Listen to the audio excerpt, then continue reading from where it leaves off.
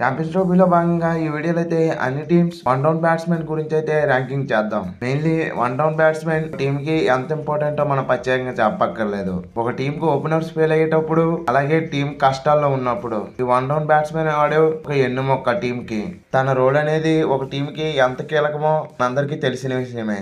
Innings కి guide చేయాలన్నా, అలాగే ఇన్నింగ్స్ ని యాక్సిలేటర్ చేయాలన్నా వన్ డౌన్ బ్యాట్స్మెన్ చాలా ఇంపార్టెంట్. అటువంటి వన్ డౌన్ బ్యాట్స్మెన్ ఈ టీం దగ్గర స్ట్రాంగెస్ట్ వన్ డౌన్ బ్యాట్స్మెన్ ఉన్నాడో వీడియోలో చూద్దాం. నెంబర్ 8 ఆఫ్ఘనిస్తాన్. ఈ టీం కి అయితే రహీం షా వన్ డౌన్ లో ఆడుతూ ఉంటాడు. తనకు చూసుకుంటే ఒడియా ఫార్మాట్ లో చాలా బాగా ఎక్స్పీరియన్స్ ఉంది.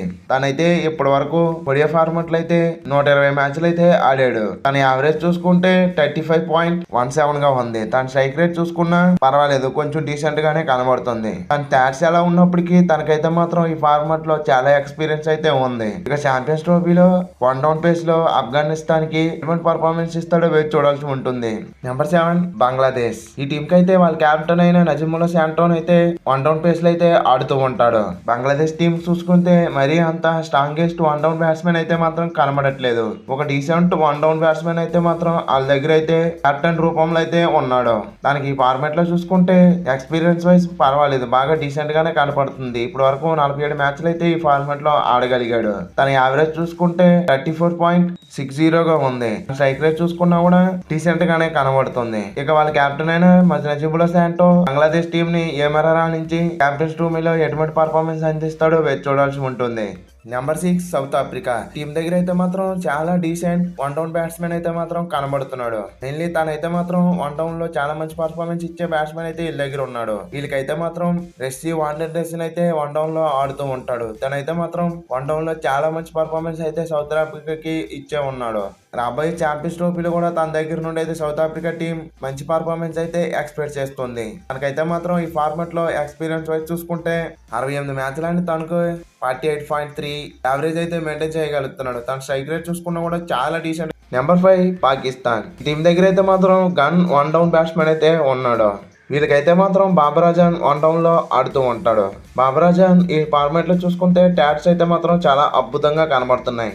మెయిన్లీ ఈ ర్యాంకింగ్ వీడియోలో one of the second highest average ఉన్న ప్లేయర్ గా తనకైతే మాత్రం స్టాట్స్ అయితే కనబడుతున్నాయి. అయినా సరే తనకైతే మాత్రం 5th ర్యాంక్ ఇవ్వడానికి మేజర్ రీజన్ తనైతే మాత్రం మెయిన్లీ చిన్న టీమ్స్ మీద ఎక్కువగా రన్ చేయగలిగాడు.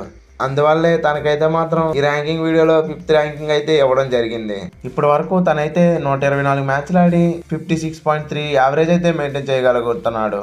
అలాగే తన స్ట్రైక్ రేట్ చూసుకున్నా కూడా చాలా డీసెంట్ గానే కనబడుతుంది.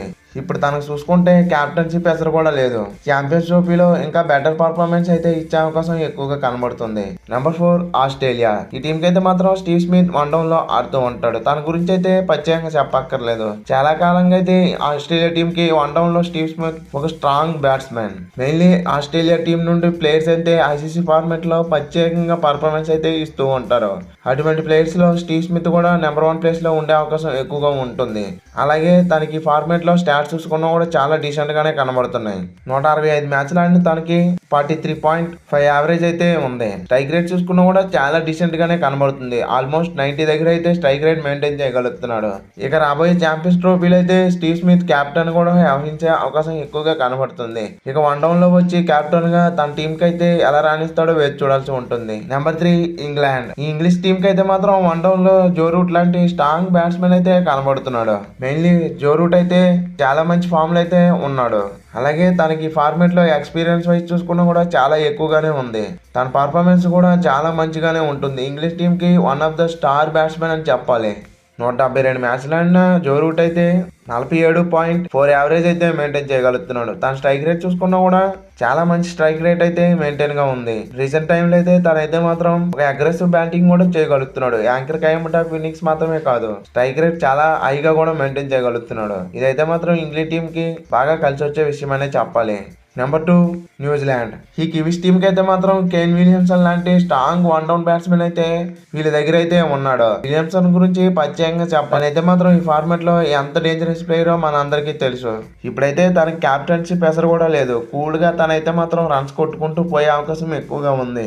ఇక ఈ ఫార్మాట్ లో కేన్ విలియమ్స్ చూసుకుంటే 166 మ్యాచ్లు ఆడి తన యావరేజ్ అయితే మాత్రం 48.70 అయితే మెయింటైన్ చేయగలుగుతున్నాడు. తన స్ట్రైక్ రేట్ చూసుకున్నా కూడాను ఓడిఐ ఫార్మాట్ కావాల్సిన స్ట్రైక్ రేట్ అయితే మెయింటైన్ చేస్తున్నాడు.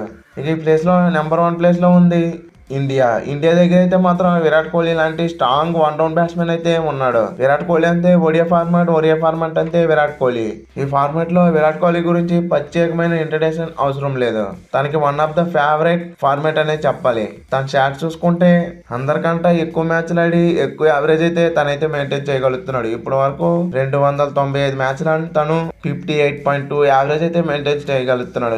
స్ట్రైక్ రేట్ చూసుకున్నా కూడా అందరికంటే చాలా హైగానే ఉంది. ఒక్క ఫామ్ విషయంలో మాత్రమే విరాట్ కోహ్లీకి లైట్ గా డౌట్ ఉంది తప్ప తన ఫామ్ కి తిరిగి వస్తే తన దగ్గర నుండి రన్స్ అయితే మాత్రం పరుగులు పెడుతూ ఉంటాయి. ఛాంపియన్స్ ట్రోఫీలో ఈ 8 మందిలో ఎవరు హైయెస్ట్ రన్ చేయబోతున్నారు అనేది మీరు కింద కామెంట్ చేసి చెప్పండి friends. Thank you for watching. Have a nice day friends. More videos కోసం మన ఛానల్ సబ్స్క్రైబ్ చేసి సపోర్ట్ చేయండి.